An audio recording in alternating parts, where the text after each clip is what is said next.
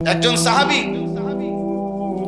স্পষ্ট হাদিসের মধ্যে আছে, এক সাহাবী নবী সাল্লাল্লাহু আলাইহি সাল্লাম একদিন একাকী ইস্তেঞ্জা করে বের হইছেন। ওই সাহাবী দ্রুততম সময়ে নবীজির ওযুর পানি, মেসওয়াক এগুলো এনে দিয়েছেন। আল্লাহ নবী খুব খুশি হইছেন। খুশি হয়ে বলছেন, তুমি আমার কাছে একটা কিছু চাও,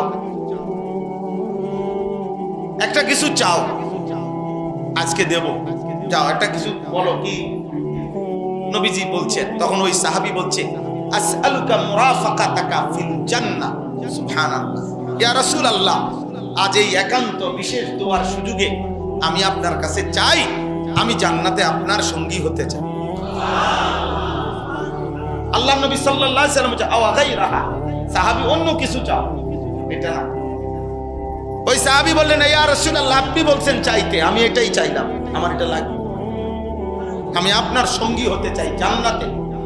আল্লাহ নবী সাল্লাল্লাহু আলাইহি ওয়াসাল্লাম তখন বললেন, তাহলে ওহ ফাআইন্নি বিকাসরাতিস সুজুদ, তাহলে তুমি আমারে সহযোগিতা করো বেশি বেশি সেজদার মাধ্যমে, নামাজ ঠিক করে পড়ো, বাকিটা আমি দেখমু, আমি তোমারে জান্নাতে পাশেই রাখব।